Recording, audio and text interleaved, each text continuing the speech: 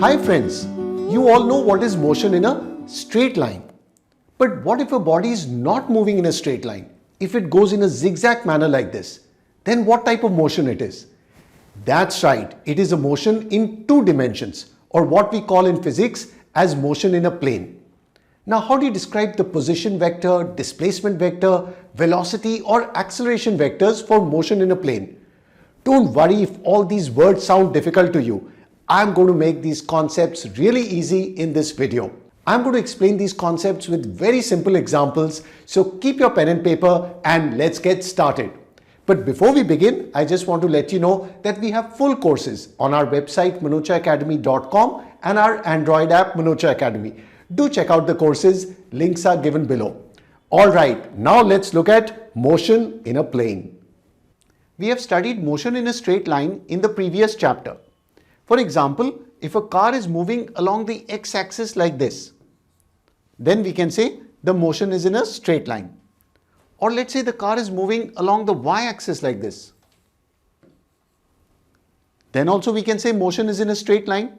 In fact, you can turn this x-axis over here and measure it in terms of x. Now, for example, if the car is moving like this, in this xy plane, what will you say? Is this motion in a straight line or motion in this plane? Do I really need the x and y axis here? No, because you can see the motion is in a straight line, and if I want to describe it in terms of x, all I need to do is rotate this coordinate axis. So I can make the x-axis aligned like this, and then again I can describe the motion in terms of x. So this is also motion in a straight line. But in this video, we are going to look at motion in a plane that requires x and y axis. So let's take a look. Now let's say our car is moving like this along a curved path, something like this. Is this motion in a straight line? Obviously not, because it's definitely not in a straight line. So we need both x and y axis to describe the motion of this car. So we say the motion is in a plane. Plane means this two-dimensional plane, this flat surface here. So what you're seeing, this flat surface of the board, we call it a plane. We are right now in the two-dimensional plane and we need both x and y axis. So we can say x and y coordinates if we want to describe the motion of this car.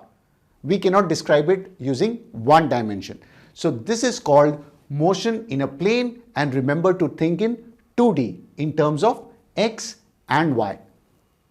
Let's say our car was moving in this plane and after some time it is here at this position P. Let's say the coordinates of P according to this xy axis is 4, 3. So we have this xy coordinates here, the Cartesian coordinates for this plane, and O there is the origin. So I can describe the position of this car with respect to the origin, right? So we can draw a position vector here from O to P.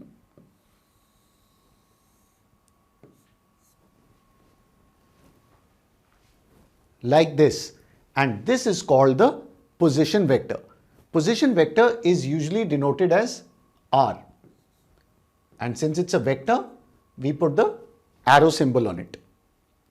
Now, of course, the car is a large body, so I've taken P to be the center of the car, but you can think of a point object. Usually in this chapter, we talk about a particle or a point object, not a large size body. But you can imagine here we have taken the center of this car. Okay, so this is the position of this car and this is the position vector OP. So how will you write the position vector? Remember, we have done the orthogonal unit vectors. So unit vector along the x-axis is called I cap and unit vector along the y-axis is called j cap. So the position vector of this car at this position is going to be what? Since it is at position 4, 3, we will write the position vector as 4 I cap plus 3 j cap. This is the position vector at this position with respect to this coordinate system. So in general, how can we write the position vector? If an object is at x comma y, we can say if any body is at a position x comma y, we can say the position vector will be written as r cap equals x I cap. So x times the unit vector I plus y times the unit vector j.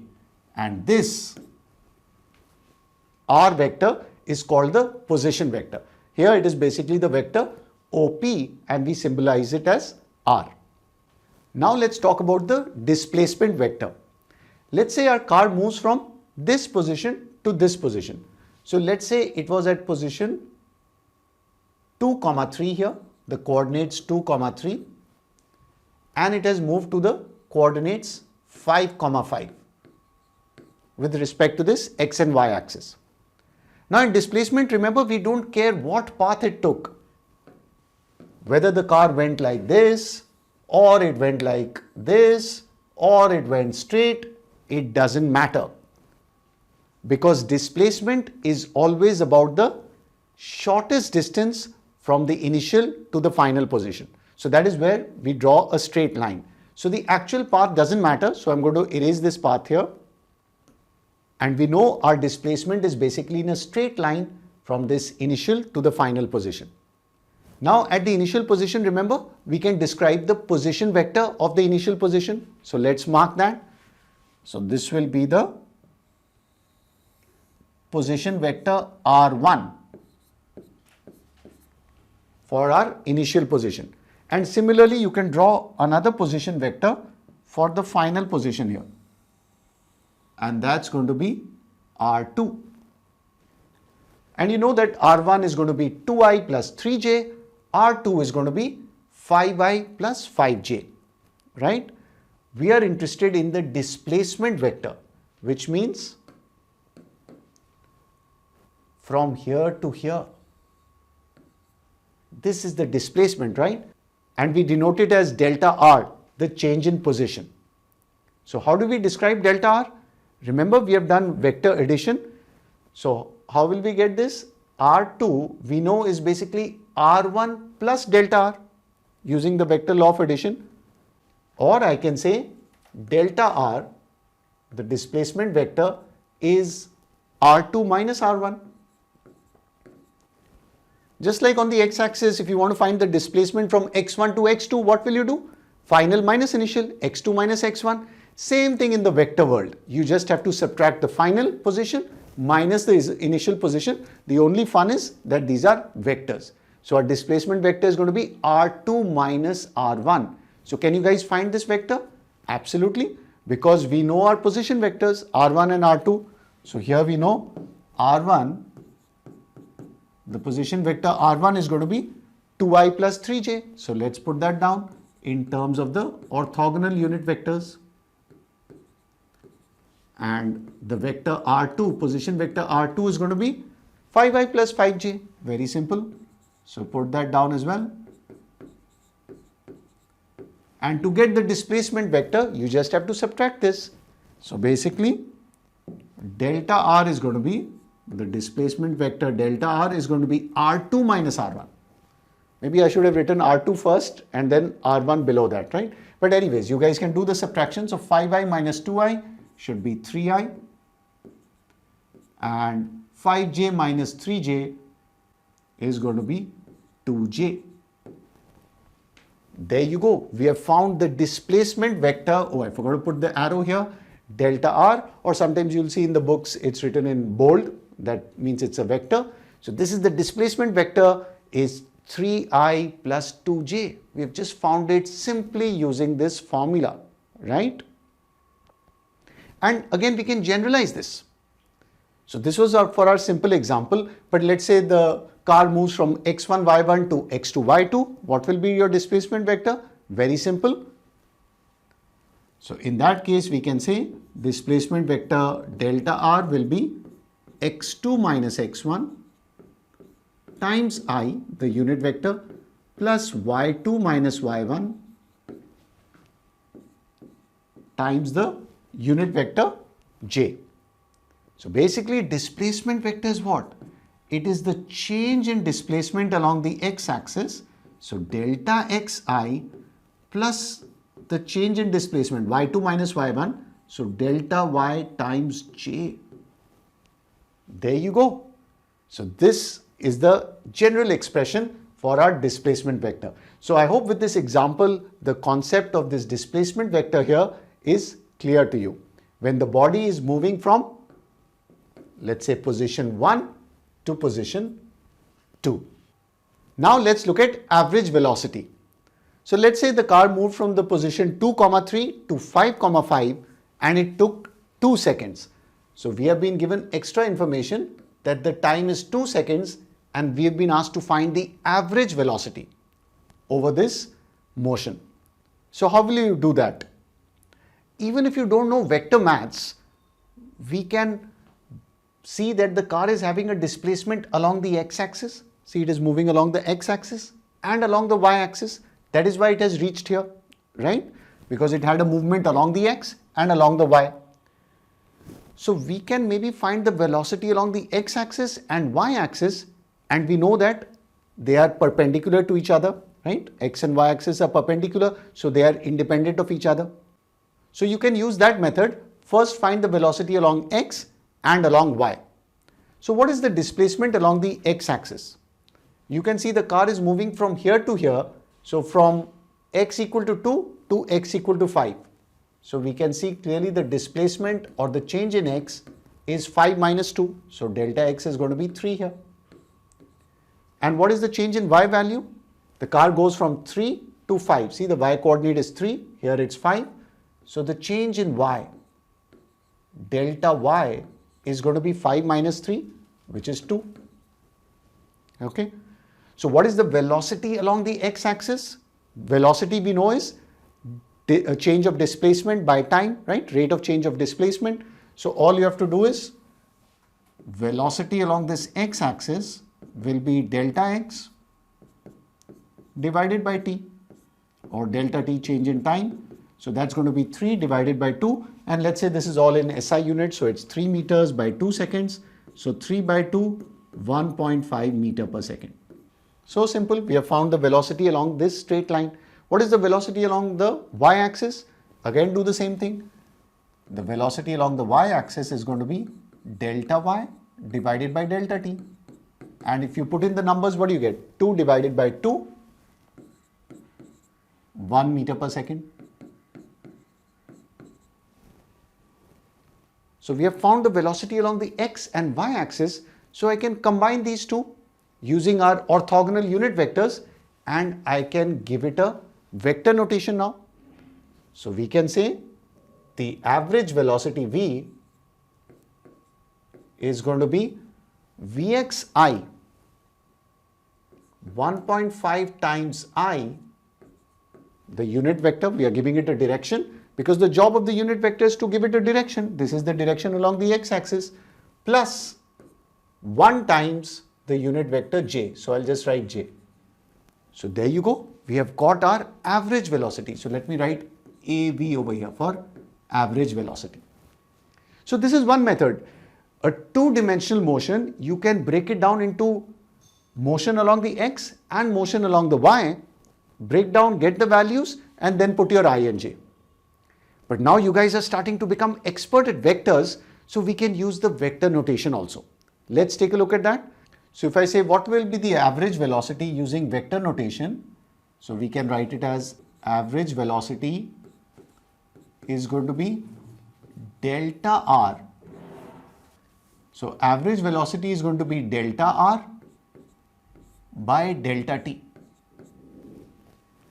And remember, we had found this delta r, the displacement vector. What was delta r? So we had found this displacement vector delta r, which was r1 minus r2. If you do that, it's basically 3i plus 2j. So you have to do 5 minus 2. So that's going to be 3i plus 5 minus 3, 2j. So you can substitute that here, right? And directly get your values. So if you put that here, delta r is 3i plus 2j. So we are directly using vector notation. Time is a scalar, so divided by 2 seconds, that is given to us. So if you do the division, see, you'll get the answer directly. 1.5 times the I vector plus 1 times the j vector. This will be our average velocity. And this is the exact same answer we got when we did with our component method, where we were finding the velocity along x and y and combining it. So you can directly start using this vector notation and get the answer. So we can generalize this example. So what will be the average velocity if a body moves from, let's say, x1, y1 to x2, y2 in a time interval t? What will be the general formula? We can say average velocity is delta r by delta t. And what is delta r? The change in the x displacement delta x times I plus change in y displacement times j. So I can put delta x I cap plus delta y j cap divided by delta t. Now if you divide these individual terms, delta x by delta t, delta y by delta t, what will you get? Delta x by delta t is the velocity along the x direction. So we can put that as Vx. This is the scalar value, right? This is the magnitude of the velocity along x times I, which is the direction, plus delta y by delta t is nothing but velocity along y times j. So don't get scared of vectors. Start getting familiar with this notation. It's not difficult if you just start seeing everything in terms of I, j, right? Because they are independent of each other. So you can see it is finally working out to the concept we know that we can add up the velocity along the x-axis times the I vector plus the velocity along y-axis times the j vector to get our overall average velocity. We have discussed about average velocity. Now let's look at instantaneous velocity, the velocity at a particular instant. So how will you work that out? Let's say once again our car is moving from here to here. So we can say our displacement from this position to this position, if we draw the vector, that is our displacement vector delta r. And once again, let's say the time interval is delta t. So we know average velocity is going to be, the average velocity is delta r, the change in displacement divided by the change in time, delta r by delta t.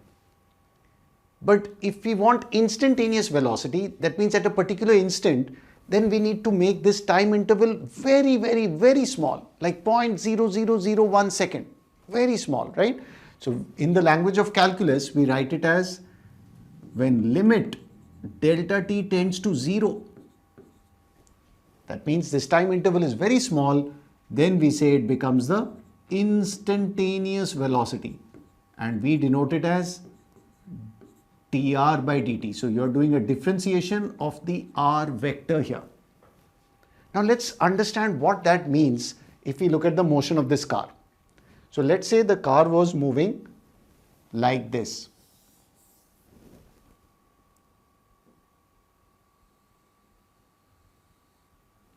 So let's say this was the motion of the car, okay, from this position to this position. If you want to find the instantaneous velocity, that means let's say you want to find it from at this instant. So you will take a very, very small time interval. So let's say we zoom in and we say that this is the initial position and let's say this is the final position. Okay, you have zoomed into this displacement of the car. And we want to know what is the speed, like what is the speed that you see in the speedometer of this car at this instant. So physics tells us that you need to take a very small time interval and you need to divide the displacement by that time interval.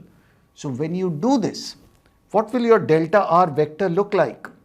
The delta r is going to be from here to here, right? This is the displacement. So this is my delta r vector. And we know time is a scalar. So instantaneous velocity will have the same direction as delta r, the change in displacement. So what will be the direction of the instantaneous velocity? For that we can draw this, we can say this is the direction here. And what is this exactly?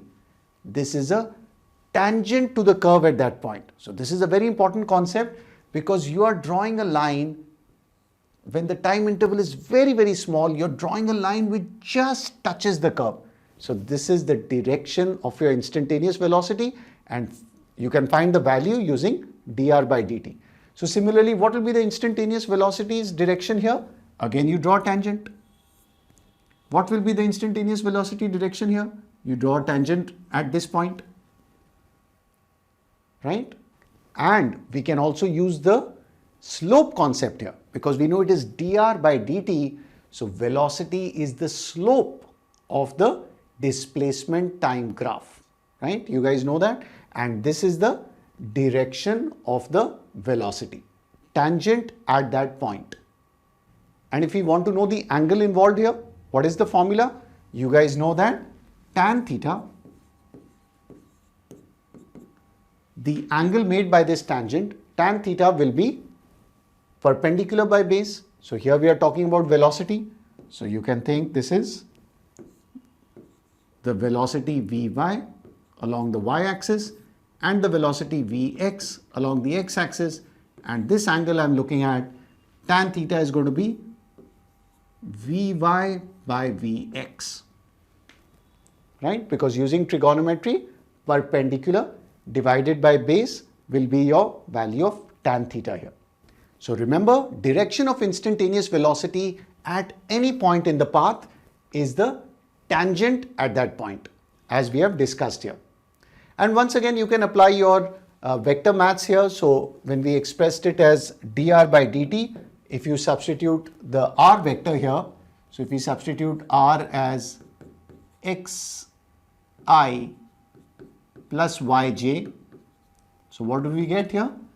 If you do differentiation of that, basically you will get dx by dt times I plus dy by dt times j.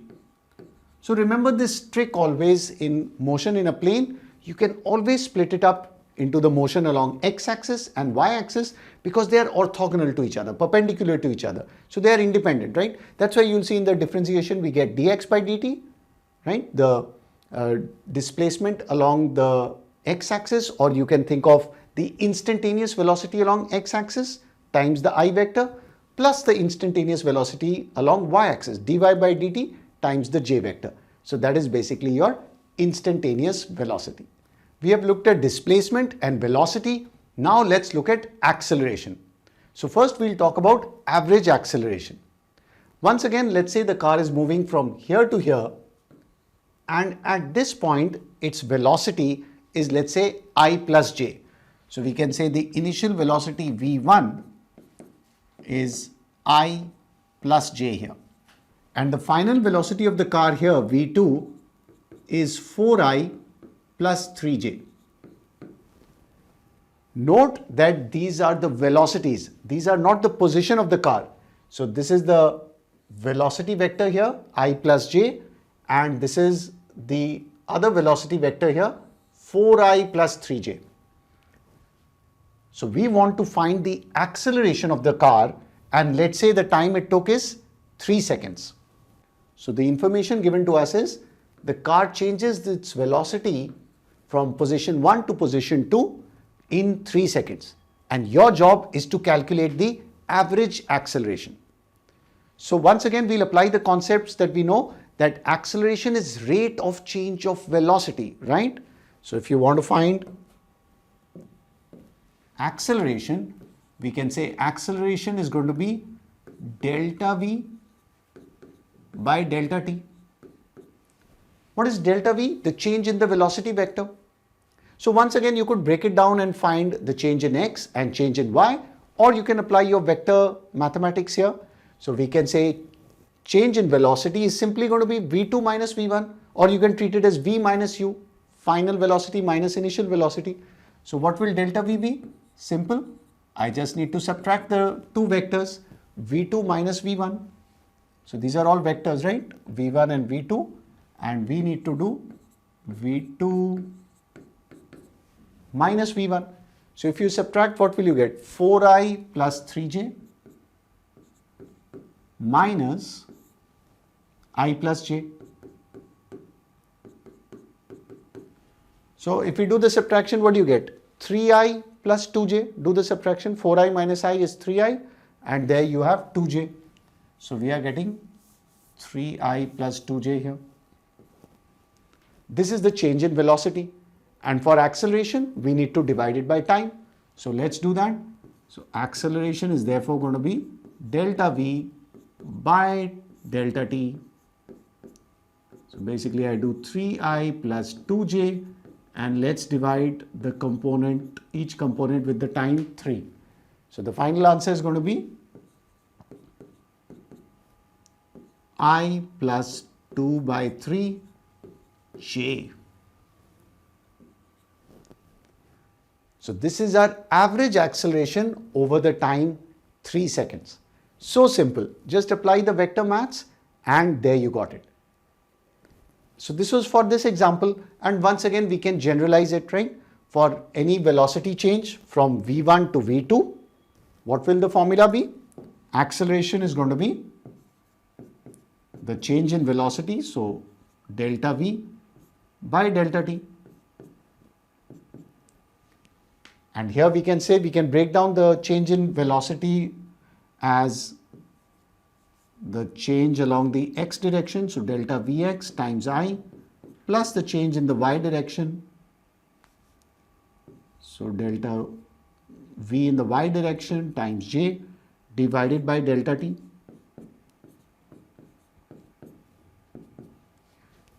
And delta vx by delta t is nothing but the change in the velocity along the x direction. So it was basically 4i minus I, right? So this we can say is the acceleration over here.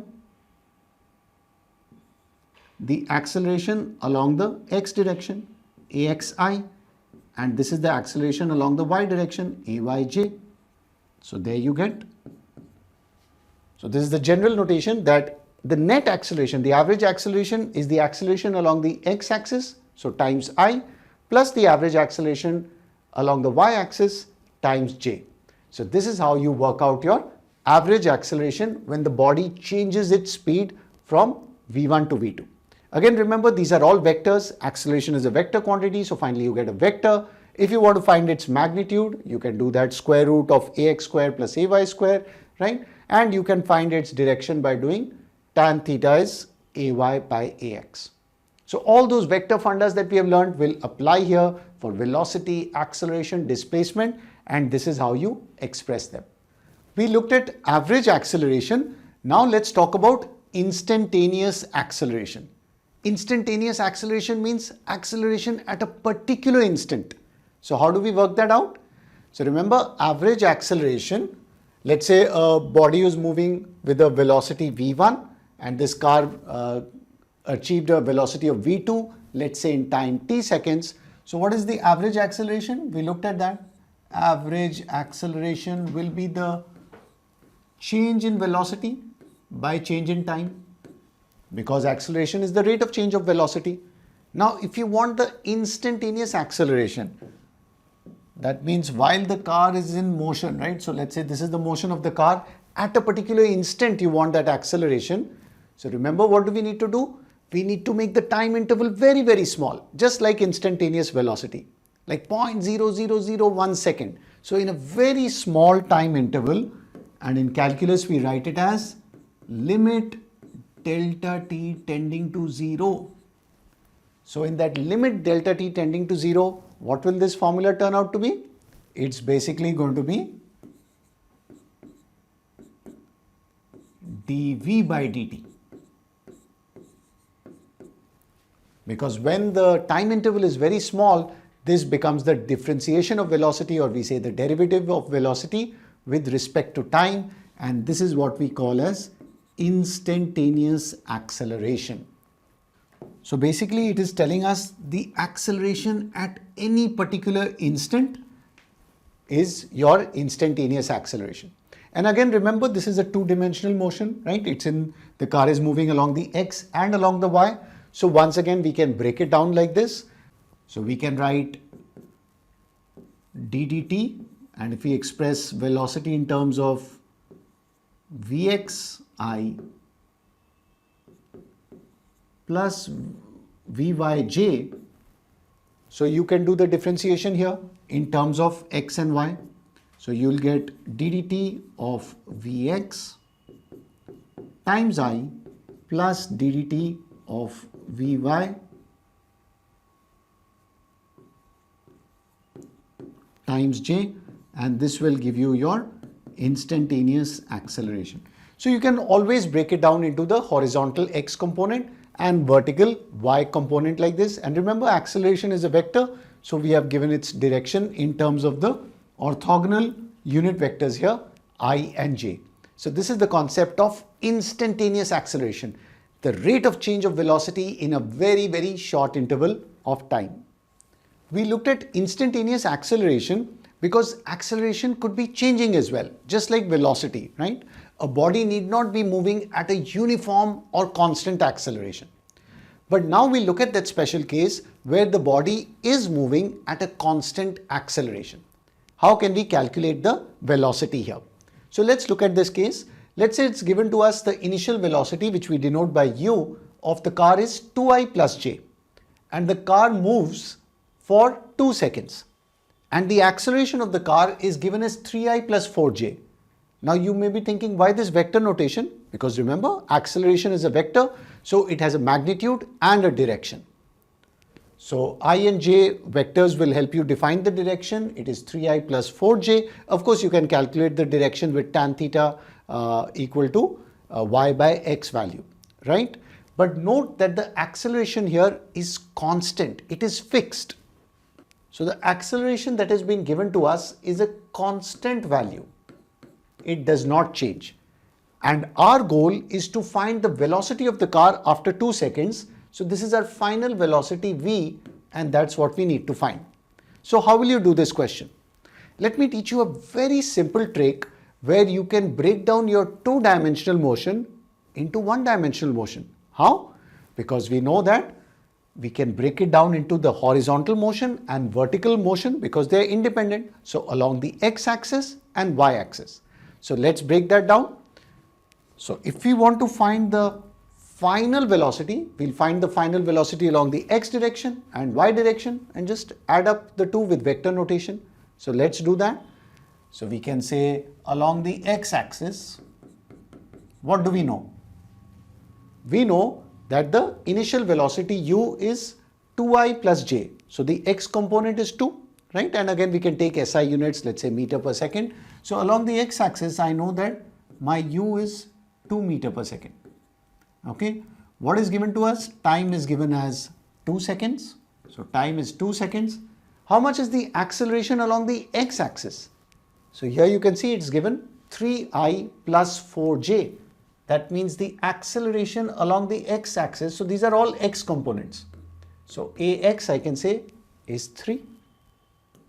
Since we are doing all along x-axis, now we are not writing 3i, we are just writing the values. And let's say this is SI unit, so 3 meter per second square. And we need to find v.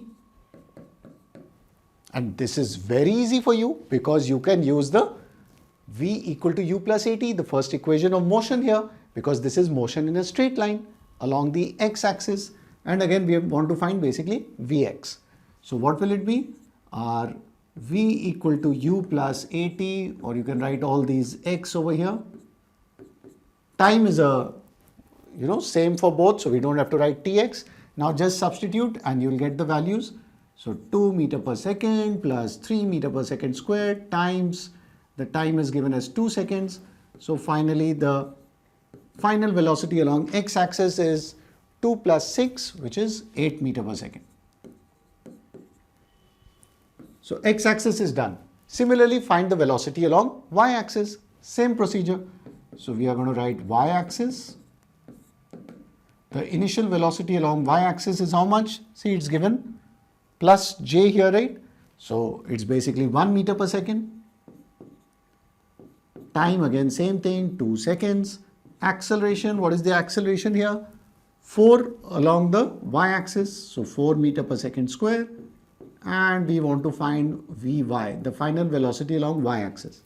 Again, use the same formula, v equal to u plus at, so Vy equals uy plus ay. Oops, I wrote x over here by mistake.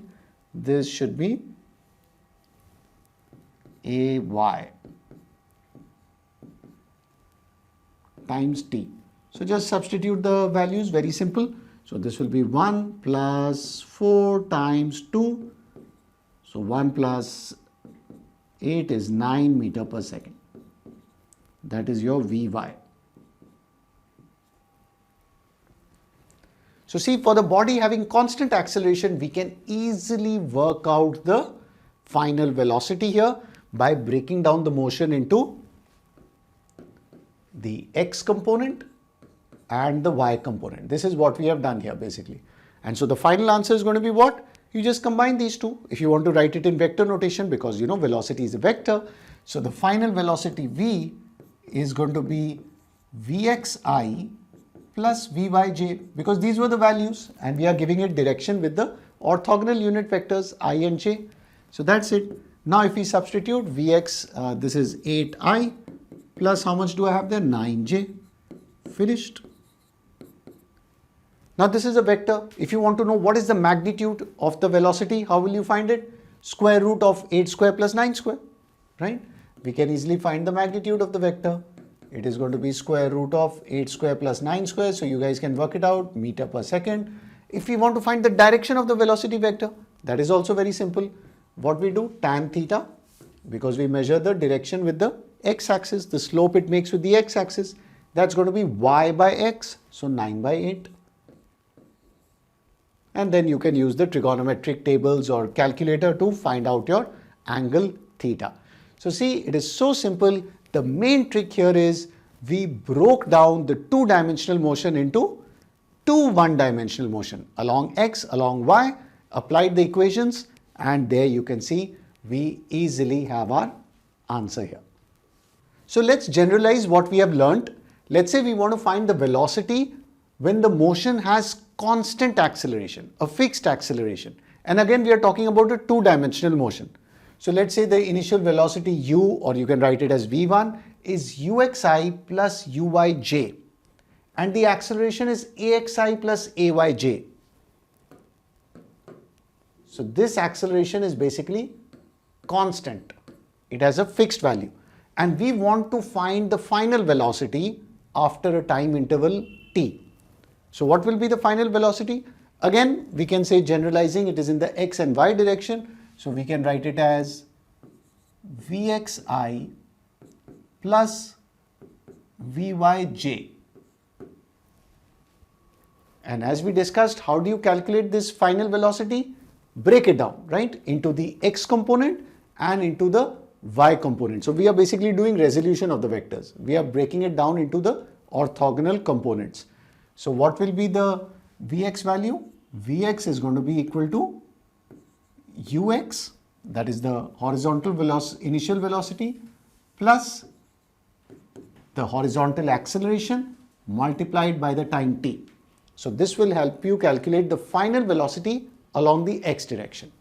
That is, this is your Vx. And if you want to calculate Vy, the final velocity along the y direction, so Vy is going to be, the formula is the initial velocity along the y direction plus the acceleration along the y direction multiplied by the time t. And so when we take these two quantities, you just multiply it with the I and j, you will get your velocity vector. So this is the general notation of what we have learnt. And again, remember, break down the two-dimensional motion into two one-dimensional motions. What are they? The x and y component. That is why these orthogonal unit vectors, or doing this resolution of vectors into these orthogonal components, is very, very useful and makes your calculations analysis really easy. So we have seen how to calculate final velocity when acceleration is constant. Now let's take a look how we can calculate the displacement. So let's say the car is moving in this two-dimensional motion and it starts off at a point 1, 1. So that is its initial position. And let's say the initial velocity is 2i plus j. And it is moving with the constant acceleration. We can take the same value, 3i plus 4j. And we need to find the displacement of the car after time 2 seconds. So t is 2 seconds over here. we need to find this final position of the car after 2 seconds. So how will you do this? Again, I'm going to teach you the simple trick that do not complicate it with two-dimensional motion. You can just break it into two one-dimensional motion. Just like we should make our life simple, make these questions simple. So which equation should we use here? Again, use that trick of equations of motion. First, take a look what has been given and what you're asked. So we have been given acceleration a time t. We know the initial velocity u, right? We also given the initial position, but we need to find the displacement here. So basically the unknown is the s. So our unknown is the displacement of the body. Normally we denote displacement with s, but usually in vector notation displacement is denoted as, or change of displacement as, delta r. So if we can find this delta r over here, the change in displacement, we can find the final position, right? So which equation of motion should we use? So basically UTA is known and we need to find delta r, or you can call it the displacement s over here. So that's right, we need to use the second equation of motion, which is s equal to ut plus half at square. And once again, we will not work in two-dimensional motion. We are going to break it into the x-axis and the y-axis, right? Motion along x and y. So let's go ahead and do that. We'll start off with the x-axis over here.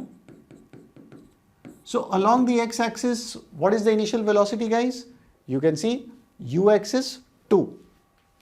So let's put down initial velocity is 2 meters per second. Time given to us is 2 seconds. Right?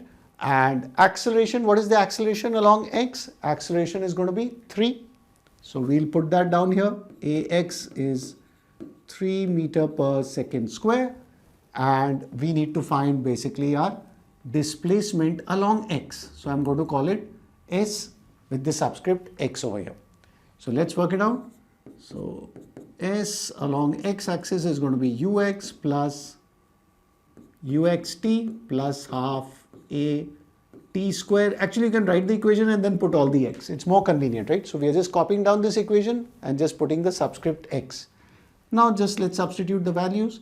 So 2 times time is 2 here. So 2 times 2 plus half times 3 times 2 times 2. 2 cancel. So what are we getting? 4 plus 6, 10, and the unit will be meters. We are in SI units. So displacement along x is 10 meters along the horizontal x-axis. Find the y-axis also. Go ahead and try that yourself. So what will it be? Y-axis is going to be same thing over here. Uy is 1 meter per second, time 2 seconds. The acceleration along y-axis, ay, is 4 meter per second square. And we need to find the displacement along y. Once again, use this. So what is sy going to be? Again, you can write s equal to ut plus half at square and put the y subscript over here. So go ahead and substitute the values. What will it be? 1 times 2, 2. So this is going to be 2 plus half times 4 times 2 square. So 4 times 4 will give you 16, by 2 is 8. So this will give you 8. We are getting 10 meters. Interesting. We are getting both Sx and Sy as 10 meters over here. So that is the displacement along the x and y axis. But the question was asked to find the final position. Let's say they want to know where is the car after this 2 seconds. So how will you do that? Very simple. This was your displacement along the x-axis. So you know how much is delta x and you know how much is delta y. So to get the final position, you just need to look at your initial position. So it will be basically 1 plus delta x. Similarly, 1 plus delta y. So simple. You just add these displacements because we know that this is 10 meters. This is also 10 meters or 10 units here. This is 1 comma 1. So the final position, this position is therefore going to be 10 plus 1 and 10 plus 1. This is going to be 11 comma 11. So use this simple technique. Simplify your life. Break down the motion in a plane, two-dimensional motion. Again, I'm repeating again and again. Break it down into x and y components. Then it becomes so easy. You do not have to use any vector stuff here. You just break it down and there you're done. If you want to express the displacement, or you want to express the position in terms of the position vector, then of course we can write r is going to be 11i plus 11j. Similarly, if we wanted to express delta r, what is the displacement of the body? We can say it is 10 and 10. So 10i plus 10j. See, it's so simple. Now let's apply the concepts that we've learnt to solve this question. So the question says a body is moving eastward with a velocity of 5 meters per second. So let's visualize this. Always draw a diagram in physics to understand the question. So what does it say? A body is moving towards the east. This is the east direction, right? And it says with a velocity of 5 meters per second. So we can say the velocity is 5 meters per second here. In 10 seconds, the velocity changes to 5 meters per second northwards. So after 10 seconds, the velocity becomes like this. 5 meters per second towards the north, and this happens in time of 10 seconds. And we need to find the average acceleration of the body. So how will you guys do that? Remember, acceleration is the rate of change of velocity, delta v by delta t. So you can see this is our initial velocity. So we can mark it as u, or you can use v1, whatever you like. So u for initial velocity. And this is v, our final velocity is 5 meters per second. Since I have just the values here, I will not use the vector notation for now. So we are just going to write u and v here. Acceleration, remember, we have to calculate the average acceleration. So average acceleration, the formula is delta v, the change in the velocity divided by delta t. So how will you find the delta v, guys? Remember, velocity is a vector, it has direction also. And we know the change in velocity is going to be final velocity minus initial velocity, which is v minus u. So we know that delta v, guys, is going to be v minus u. But these are vectors. We have been only given the value, but we've also been given the direction. So let's put it into vector notation, very easy. And once again, you can use your orthogonal vectors. So we can use our orthogonal unit vectors. If you imagine the xy plane, this is along x, this is y, this is the negative x-axis and negative y-axis. So we know that unit vector along x is I, unit vector along y is j. So what will be my initial velocity? 5 meters towards the positive x-axis. So this is 5i actually, right? So this initial velocity is basically 5i. And the final velocity is 5j because it's in the y direction, right? So we can write this as 5j minus 5i. That is my change in velocity. And time delta t, so t or delta t you write is 10 seconds. So just substitute it and you will get your average acceleration. So average acceleration is going to be this delta v by delta t. So 5j minus 5i divided by 10 seconds. So you have to divide each individual component with 10. So this is 5 by 10 j minus 5 by 10 I. This is basically half of j. So 1 by 2 j minus 1 by 2 I. So there you go. You have got your average acceleration vector. This is your average, not velocity, average acceleration vector A. But let's say you want to give the magnitude and the direction of acceleration. Here we have expressed it in vector notation. So this is also a correct answer. But sometimes they tell you, or you are supposed to find the magnitude and direction. So how do we do that? It's a vector. How do we find the magnitude of vector? Very simple. So what we can do here, to find the magnitude of the acceleration, I am going to do square root of the x component plus the y component, right? Now it's only magnitude. So it will be square of half square plus minus half square and the square root of that. So square root of, what is half square? 1/4 plus 1/4, the negative sign goes away. So 1/4 plus 1/4 is half. So we are getting square root of half, which is nothing but 1 by root 2.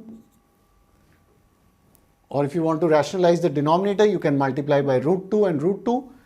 So it's basically going to become, if you multiply by root 2 and by root 2, we are basically getting root 2 by 2 meter per second square. So again, I'm taking all SI units here.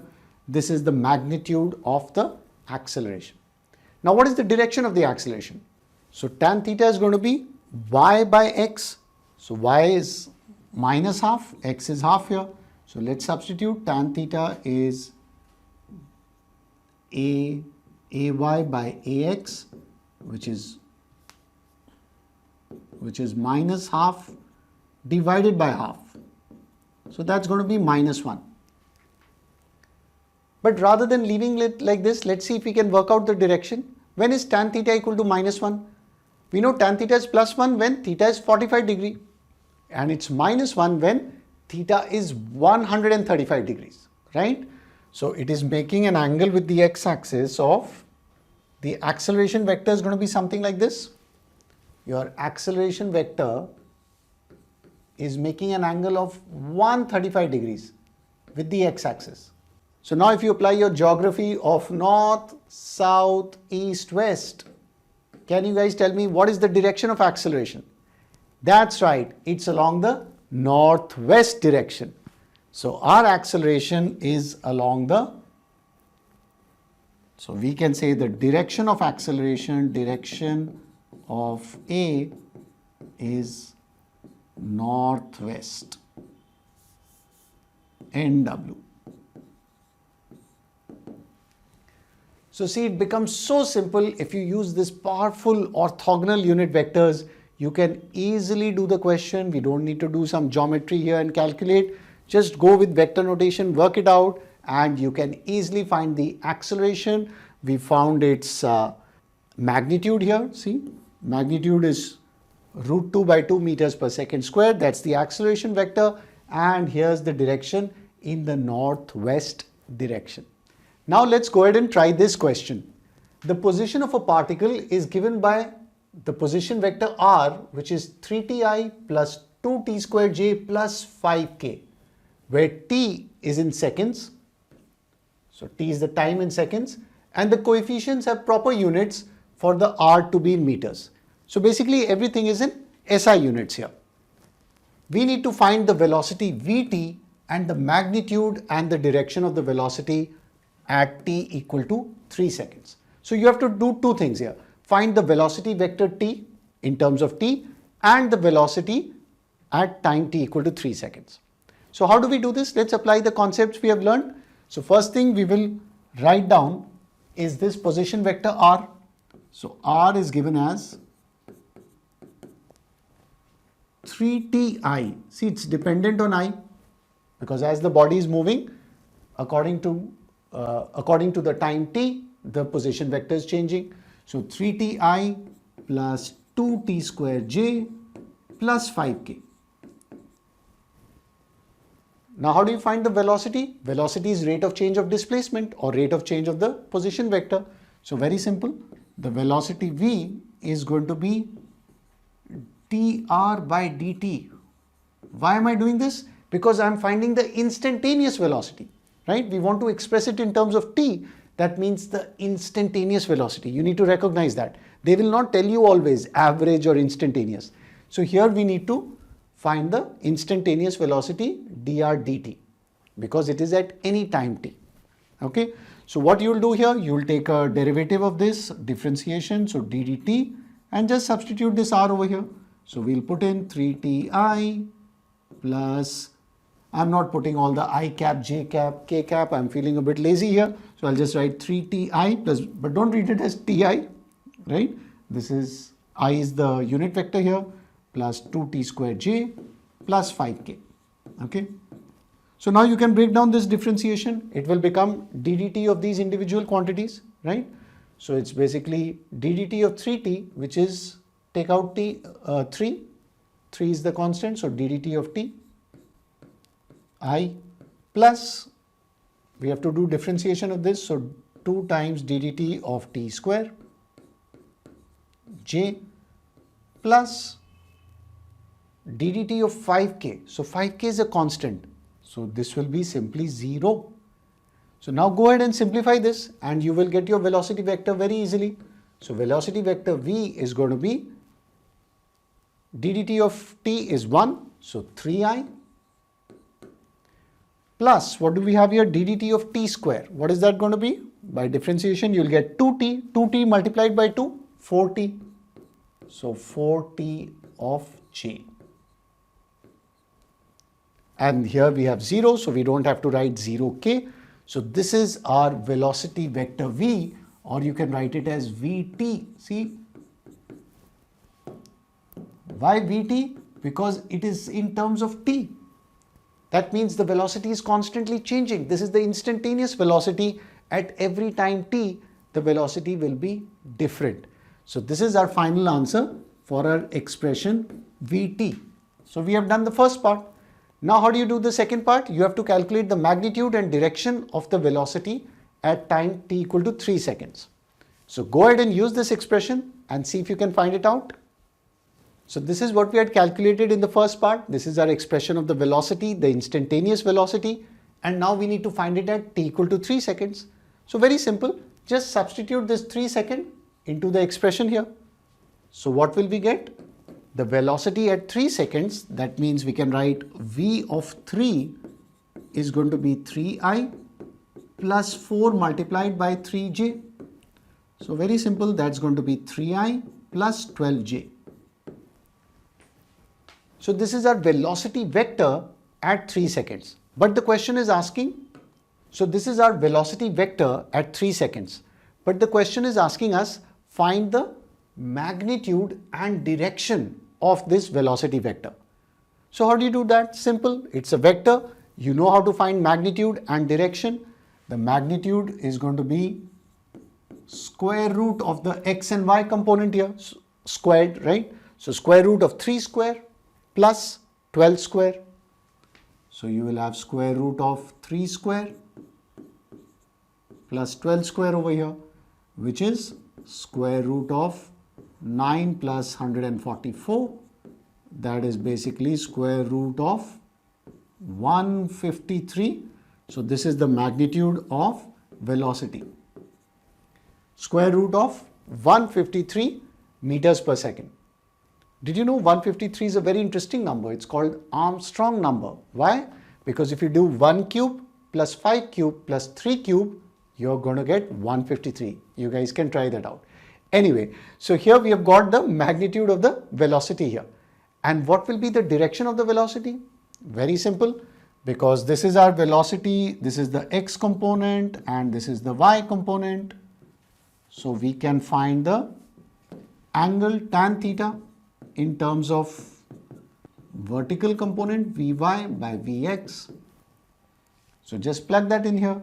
So that will be tan theta is 12 divided by 3.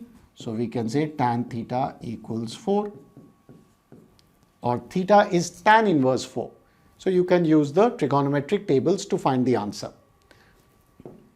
So here we have these final answers, the magnitude of the velocity, and we have the angle of the velocity. See, so simple. We are using the vector concepts that we had learned. If you haven't seen my videos, do watch that, and we have discussed all these in detail over there. Here's the same question, but this time you guys need to find the acceleration at of the particle. The position vector is given to us and you need to work out the acceleration. Why don't you try this question yourself? And do let me know your answer by putting it in the comments below. I'm looking forward to reading your answers. So try this homework question and put your answers in the comments below.